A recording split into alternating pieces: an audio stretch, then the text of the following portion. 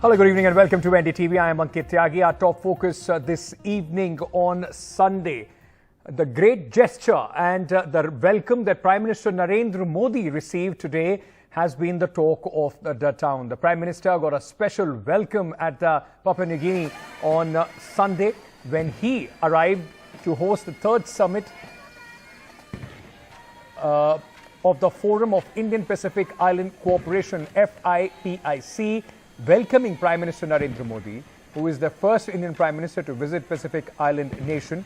His counterpart, James Marape, touched his feet before according him ceremonial welcome. Now, this is something that you would not see every day. These are very rare, in fact, visuals of a head of the state, in fact, according this kind of a welcome. In India, of course, this is the way we will be, give our respect to our elders, and this was something which was seen at Prime Minister Narendra Modi's arrival there in Papua New Guinea. Now, while this is not a usual, in fact, scene that you would see for head of any state, also Papua New Guinea doesn't usually give a ceremonial welcome to any leader visiting the country after sunset. An exception was made for Prime Minister Narendra Modi, who arrived at 10 p.m. local time. After the two leaders embraced each other, Prime Minister Marape reached for Prime Minister Narendra Modi's feet. The two shared another hug before walking towards other dignitaries who had come to welcome Prime Minister Narendra Modi.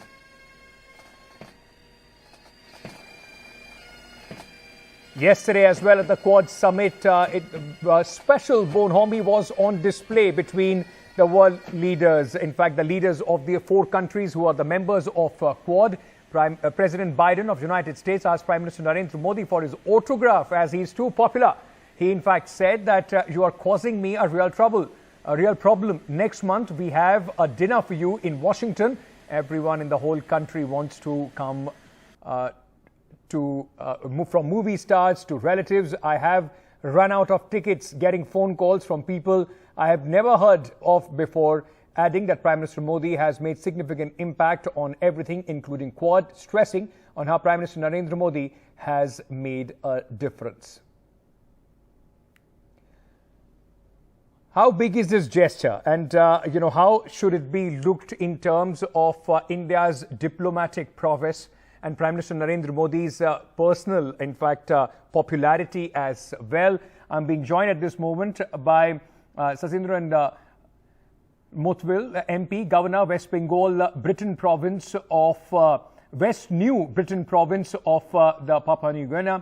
We also have Rajiv Sharma, CEO, Naspond Limited from Papua New Guinea, and he's the VP, India Association of PNG. Also, at this moment, Baswati Mukherjee, former ambassador, is joining us at this moment. And we will also go across to Manju Seth, former ambassador of India to Madagascar and Comoros. I welcome all of you on the broadcast. Thank you so much for joining me at this moment. I want to start the discussion, and these visuals are playing on loop as far as India is concerned. A lot of people, let me go across to Mr. Motvil, who is joining us at this moment. Sir, a very important and warm gesture there by the Prime Minister of your country. I want to, ask out of curiosity, touching a dignitary's feet. I mean, this is something that we see often in India. Is there a traditional reference in your country as well, or how did this happen?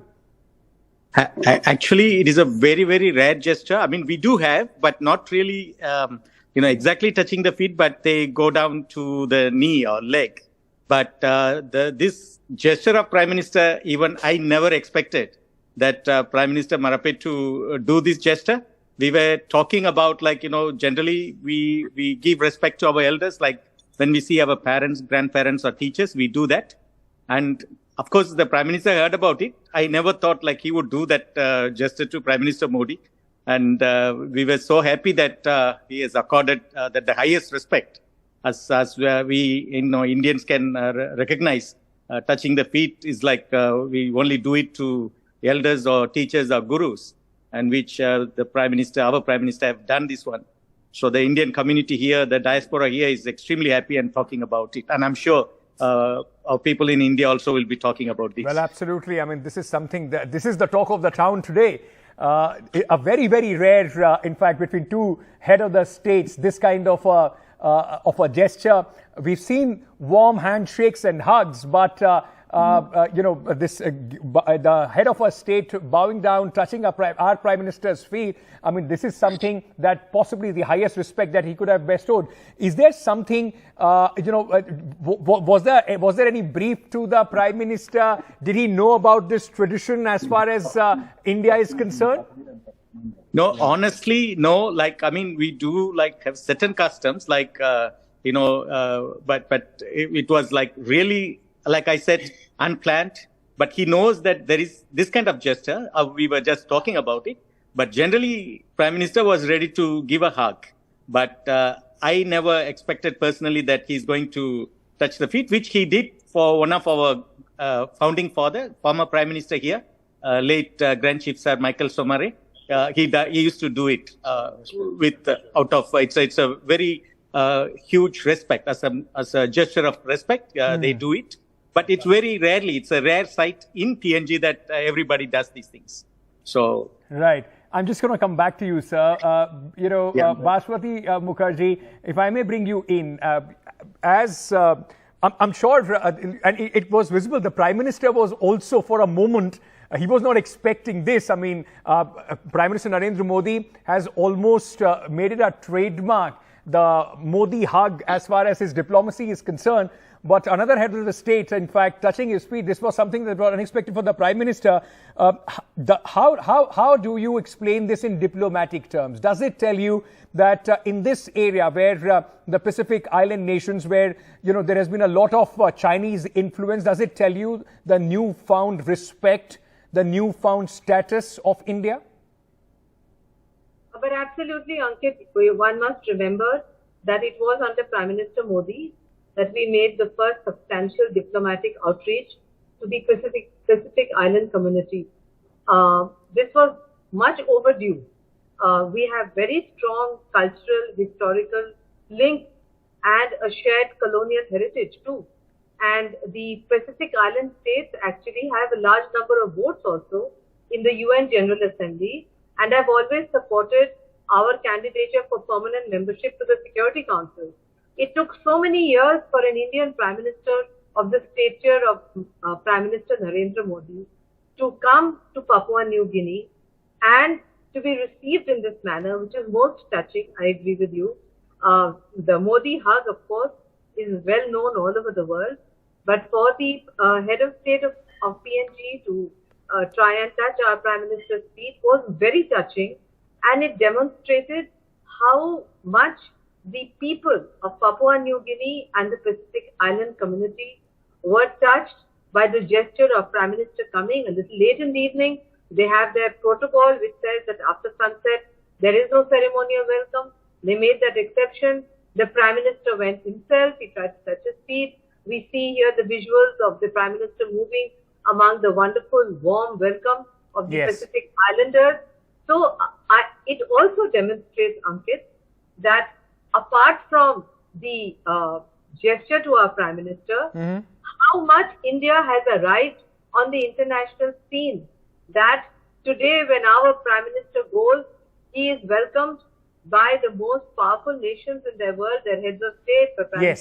President Biden has said what he said, and now he goes to the Pacific Island states, where, as I said, we have a shared cultural, colonial and historical heritage in India. So you're right. I mean, it does speak about the change of the view of the world as far as India is concerned. Manju said, of course, it is the personal popularity of the Prime Minister as well. We have seen every time he goes to any country, people of Indian origin line up to welcome the Prime Minister. And Indian diaspora, in wherever they are settled at this moment, they are very important contributors in that country. So in that aspect, relationships with India for most countries, I mean, it only works for a relationship with India for every country to improve. I mean, despite this whole race between India and China as far as these nations are concerned, with our diplomacy when it came to the COVID vaccines, it seemed that there is a newfound tilt towards India. Absolutely. If you recall, during the COVID crisis, when it started, India was amongst the first responder country, so to speak. It had shipped vaccines to different countries, including to Papua New Guinea, which they have appreciated. That they were absolutely in a crisis, and India had, under its vaccine Maitri, shipped vaccines to them, and also the huge diaspora, as you mentioned, Ankit, that is an important component, an important contributor to to each, wherever they are based, to their respective nations' economy. And Papua New Guinea also has a fairly large Indian origin community, and as the diaspora is positioned in a particular at a particular level. They are able to, influence their leaders to some extent, yes, especially as you mentioned in their, this gesture of touching feet, etc. Because the Indian community does follow some of these customs abroad, and I think it was a special moment that the PM was welcomed in this particular fashion. Right. And India has reached a certain level in the world today, and people are appreciating that. Rajiv Sharma is somebody of Indian origin, based in PNG, an industrialist CEO. How is this traveling across as far as the Indian diaspora there is concerned? And does it also, in a way, reflect in the way the natives, the locals, look at the Indians and the Indian diaspora? Absolutely. You see, Indian diaspora was really, really happy to have PM Modi here. First visit by a prime minister in Papua New Guinea. So that was a gate. And you see, we were all geared up to see him, and probably there was a protocol that we will not be able to touch him, see him from near. And but as he came, meeting the people, he basically allowed everyone to he touched hand, he blessed them. And when you see persona like Modi, out of respect, you just go, you touch his feet. I myself was one of those who basically touched his feet, and he blessed. So the Indian culture is there. We all follow. Now, coming back to your second question, you see, this whole thing about a PM Modi coming here and the respect Indian community has in Papua New Guinea basically reflects in the way the welcome is given to Modi ji here. Indians are not very large in numbers, but most of them are professionals here, and some of them are long-term resident like us. And basically, we mingle around with local people and local citizens. They treat us very well. We treat them very well. So I think that is reflective of what has happened here. And Prime Minister Marape touching the feet is again example of, like the closeness, the association we have with a Papua New Guinean community here, all the government yes. here, because as a long-term resident, we all basically meet each other, and there is a lot of respect there. PM comes to all the Indian functions, so that's about it basically, and that was reflective of what has happened here. And look at Indian diaspora; it is basically 11 o'clock in the night. PM came there, and kids, ladies, and everyone, they were there. They basically waited since. Quite excited. 7:30 in the morning. I can see in these all visuals, people were quite excited to see and receive the Prime Minister. I thank you all for taking the time out and having, sharing your perspective on this very special and rare international gesture that we saw as far as the diplomacy is concerned. Prime Minister Narendra Modi on a 3-nation visit, including PNG. Of course, the Prime Minister would be going then to Australia as well. This is something that is special, and for all Indians, of course, something that Indians would be proud of and have a reason to celebrate. Thank you so much for tuning in. Quick break. Coming back, we'll also have other top stories on the other side.